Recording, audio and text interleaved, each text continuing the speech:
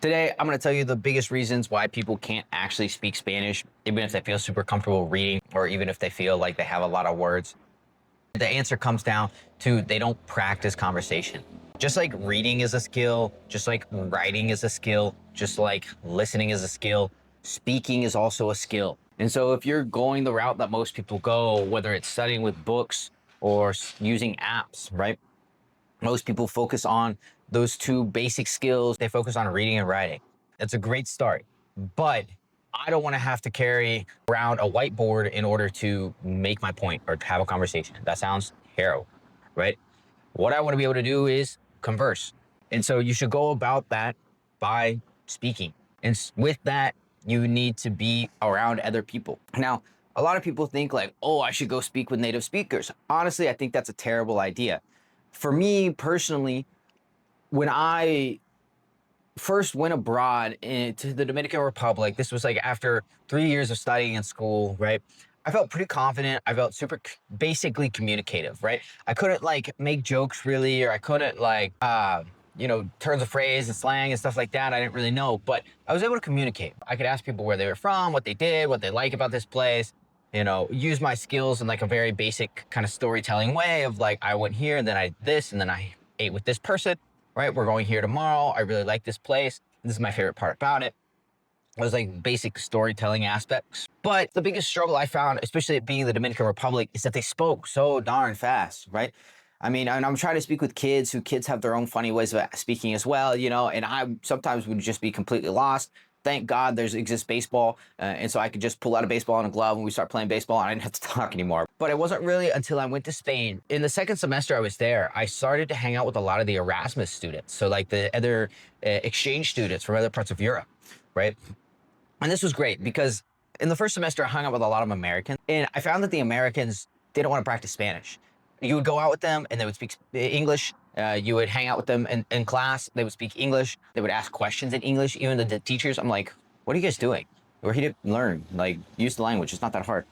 And and so for me, it wasn't until I started hanging out with these exchange students because they came from all over the place, right? And so for them, naturally, and this was a shocking moment I had in the Dominican Republic too. It's none of their first language. You know what I'm saying? Like now, if the French people would hang out with the Belgian people and they were kind of off on their own, or like the Italians would get together and speak a little bit of Italian or whatever, right? But for the most part, when it was in a group and everybody was hanging out and talking to each other, the language of conversation was Spanish, right? Because for them, Spanish or English are both second languages. They both have to, pay attention, and it's a little bit more of an effort. And because they're here in Spain, they want to learn Spanish. They already feel comfortable with their English. They don't really need to speak it. I was able to make a lot of progress with them because for a variety of reasons. One, they speak slower. And this is what I find it happens in group classes as well, is that because people speak slower, they're easier to understand and it's easier to have a conversation.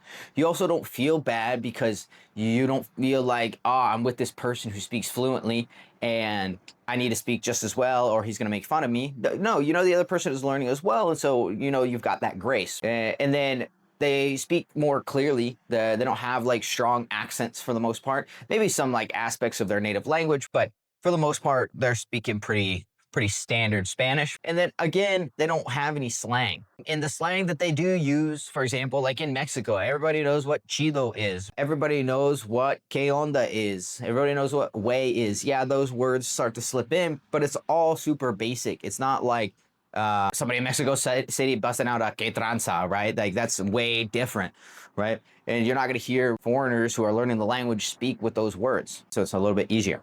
And so this then allowed me to go in and be able to hang out with my Spanish friends and not feel self-conscious, right?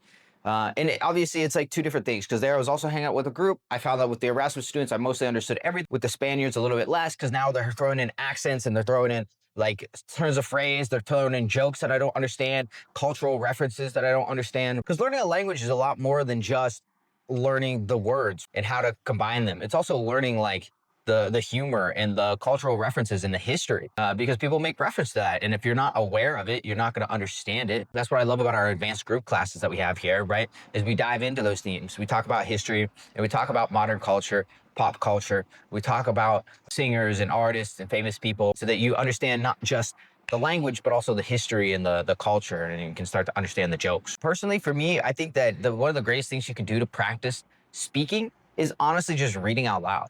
Because I think that a lot of people, when they first hear themselves try and speak Spanish, it's one, the idea that I'm having to like translate things and trying to remember phrases and whatnot.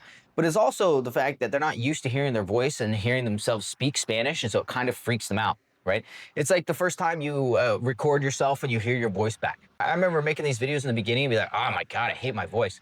But it's just practice. And after a little bit, you get used to it. And so the same thing happens when you're learning to speak a language. You hear yourself speak Spanish or French or whatever language, right? You're like, oh God, do I actually sound like that? And you hear like an awful accent. You're like, I don't sound like I'm Mexican. I don't sound like I'm native, blah, blah, blah.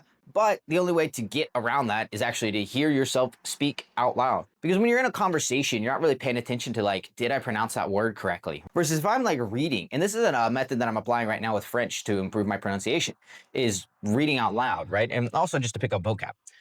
But like reading out loud, because it's allowing me to practice my conversation abilities. It's allowing me to get better at the whole idea of like translating words and phrases as I go, right? As I'm reading it out loud, I'm like, okay, that means that, right? And that's a good video as well, as like translating a language. That's a good video. I'll get into a later time. But yeah, reading out loud is great. It gives you a chance to also, when you mess up a word, you can go back and re-say it. And you're also getting your mouth used to making the sounds that come along with Spanish or whatever language you're learning. You get a chance to go back and correct yourself if you mess it up. You get a chance to kind of pay attention without the confounding factor of having a conversation, and you just want to be able to communicate, even if it doesn't sound 100% great, right? And it also allows you, it's the same thing as if you like listen to music, sing along to the music, right? And try and imitate their accent as best you can, because that's going to be great practice for speaking out loud, right? And getting used to the accent, getting used to the pronunciation, feeling confident to say things. Singing along to music, also another great tool for helping you learn how to speak Spanish. I think that should be good. Let me know if you guys got any questions. What are you struggling with in Spanish down below? If you're interested in signing up for the course, go to nomadlanguageacademy.com. Link down in the description and all that stuff. And if you have any questions, you can always feel free to send me a WhatsApp. Thank you guys so much. Have a wonderful day. I'll see you in the next one.